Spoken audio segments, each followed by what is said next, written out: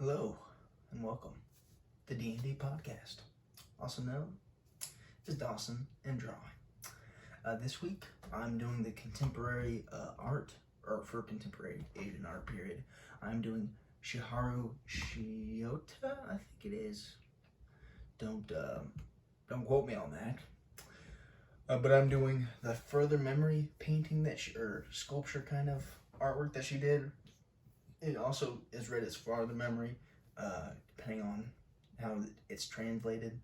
Not like a solid translation, it's either further or farther. But let's get into it.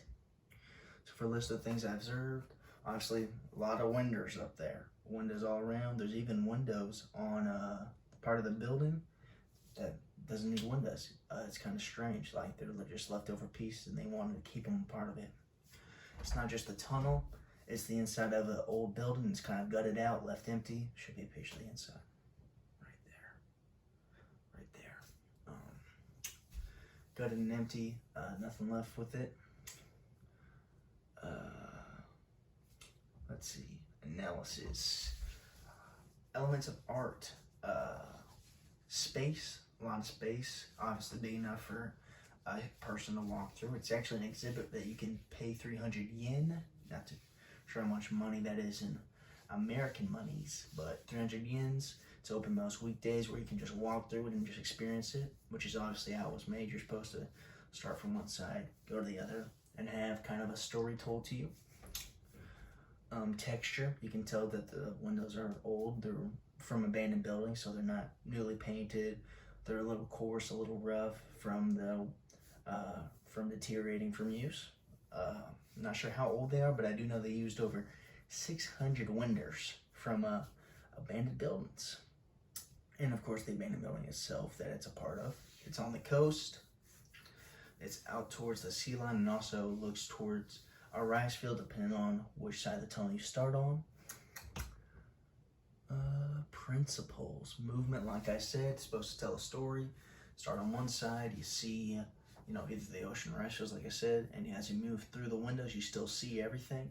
You either move out of the building and you start seeing the ocean, or you move from the ocean and start seeing the inside of the building. Interpretation, what is the artist saying? Obviously, like I said, it's a story on how the future and past of the island. They're using old objects to tell a future about the story on how you have to go through the past, hence a tunnel of old objects to get to the future, which is the other side of the tunnel. It also is showing you the important heart of the island, which is its rice fields, if you look towards the inland, or the sea, if you look, I guess outland? Not sure what that'd be. But that's kind of the story of it. Let's go on judgment. Is this successful? I would say so. It's very kind of an endearing piece of art. You can tell that Chiharu took her time with it. She really wanted to make it something unique to the island, using abandoned buildings, making it part of itself, where it's all from the island technically, The exhibit's not about the exhibit, but the island itself, That's that's like the special part of it. So that's why I think it'd be successful for the islanders, because, it's a part of their history now. It made a part of their history a part of their history. Boom. But that is it for this week.